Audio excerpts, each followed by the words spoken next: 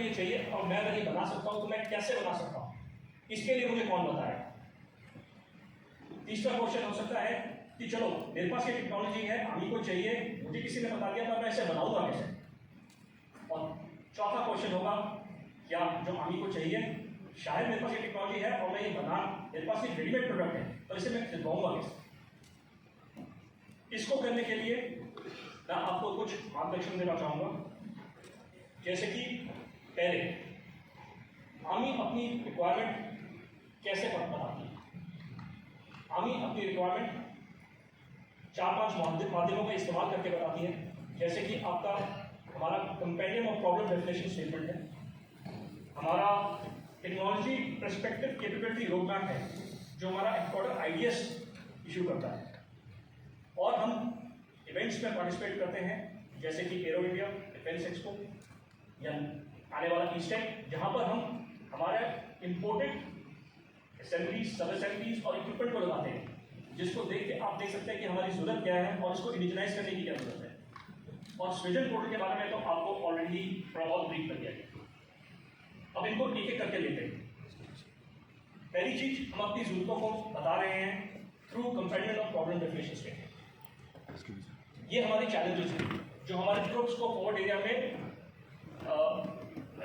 सहने पड़ते हैं, और कैसे हम ढूंढ रहे हैं टेक्नोलॉजी या इक्विपमेंट को जो इस चैलेंज को हमारे सॉल्व कर सके। इसके लिए अगर आप देखेंगे हमारा जो कंपेंडियम ऑफ प्रॉब्लम स्टेटमेंट होता है, इस चैलेंज को एक प्रॉब्लम स्टेटमेंट में कन्वर्ट कर देता है। इस प्रॉब्लम स्टेटमेंट में उसकी नीड होती है कि हमें क्यों जरूरत है उसकी, उसके अंदर क्या दुनिया में उस तरह के किस तरह के इक्विपमेंट अवेलेबल है वो भी लिखा हुआ है, उसके अंदर हमारी फाइनल क्वांटिटीज क्या रिक्वायरमेंट होगी उसका भी एक अच्छा खासा विवरण दिया हुआ होता है। ये आपको गाइड करता है कि हमारे सॉल्यूशन को आप हमें ये टेक्निकल सॉल्यूशन दीजिए। अब हम अपने पिछले CPDS को देखें, जो CPDS 2023 था, जो 23 एरो इंडिया में लॉन्च किया गया था। इसमें हमारे challenges artificial intelligence, block computing, quantum, animation या हमारे गियरिंग स्टैंड्स को इंप्रूव करने के लिए थे। टोटल हमने इसमें 110 चैलेंजेस लॉन्च किए थे, और इन 110 चैलेंजेस के लिए हमें 530 और रिस्पॉन्सेज मिले थे। इन रिस्पॉन्सेज को हमने अच्छे से पढ़ा, उनके ऊपर हमने काफ़ी विचार किया। हमारी हाई पावर सिलेक्शन कमिटीज ने जिन्होंने रिस्पॉन्ड किया था उनको सुना, और सुनने के बाद में इन रिस्पॉन्सेज से हमने करीब 65 DMT और R&D प्रोजेक्ट्स या प्रोक्योरमेंट केसेस को लॉन्च किया। तो हमारे 165 प्रोजेक्ट्स को हम एक एंड की तरफ ले जाता है।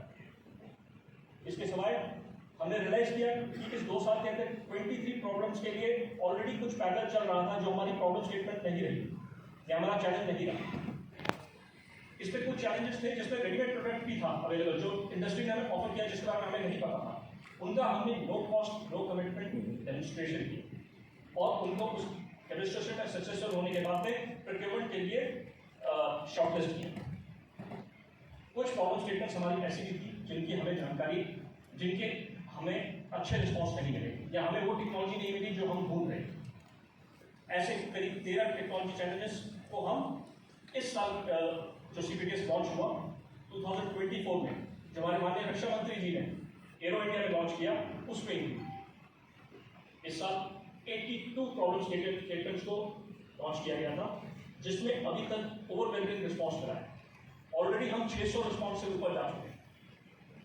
हमारी 20 प्रॉब्लम स्टेटमेंट तो हमने बंद कर दिए क्योंकि उसमें हमारे रिस्पॉन्सेज आर एडेक्वेट। अभी 42 प्रॉब्लम स्टेटमेंट्स खुली हुई हैं, जिसको मैं आप लोगों को रिक्वेस्ट करूंगा कि आप लोग सबको उसमें पार्टिसिपेट करना चाहिए, आप लोगों को रिस्पॉन्ड करना चाहिए। आप उन्हें पढ़िए। ये प्रॉब्लम स्टेटमेंट जो compendium of problem definition statement है, ये इंडियन आर्मी वेबसाइट पे अवेलेबल है, और ये आपके यहाँ पर इस इवेंट में भी इसके QR कोड भी लगे हुए हैं। आप उस QR कोड से इस CPDS को डाउनलोड कर सकते हैं। सो ये हुआ एक तरीका जिससे हम अपनी चैलेंजेस, प्रॉब्लम्स को और चैलेंजेस को आपको बता रहे हैं, जिसके हम टेक्नोलॉजी ढूंढ रहे हैं, जिसको हम डेवलप करवा रहे हैं। दूसरा है TPCR या technology perspective technology perspective capability development plan जो हमारा हेडक्वार्टर आईडीएस इशू करता है, इसमें हमारी 15 साल की डिफेंस फोर्सेस की रिक्वायरमेंट को अच्छे से जैसे आप देखेंगे इसमें अच्छे से दिखाया जाता है। आप इसको पढ़ेंगे तो आपको पता लग जाएगा कि डिफेंस अगले 15 साल के लिए क्या चाहता है। अगर उसका एक टैंक का इंजन चाहिए तो उसको कितनी क्वांटिटी का वो टैंक का इंजन चाहिए होगा, तो आपको अपना बिजनेस केस पता लगेगा। इस पीपीसीआर को हम time to ideas time to time iteration करके फ्यूचरिस्टिक रिक्वायरमेंट्स के साथ में अमेंड भी करता रहता है और इशू करता रहता है।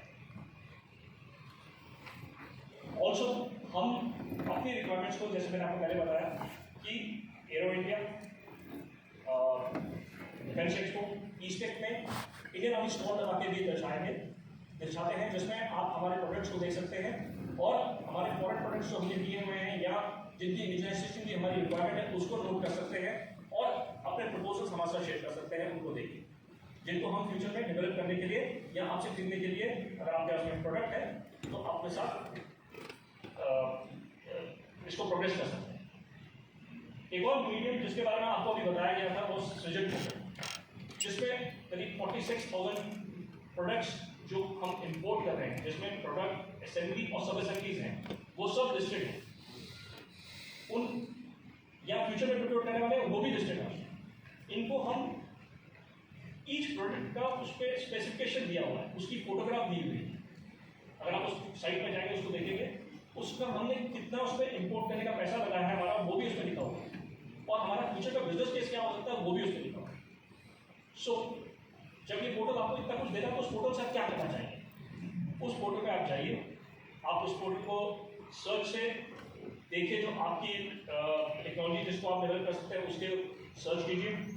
जब आपको वो मिल जाती है और आपको लगता है कि वो मैन्युफैक्चर कर पाएंगे, तो आप उस पोर्टल पे ऑफिशियली रिस्पॉन्ड कीजिए।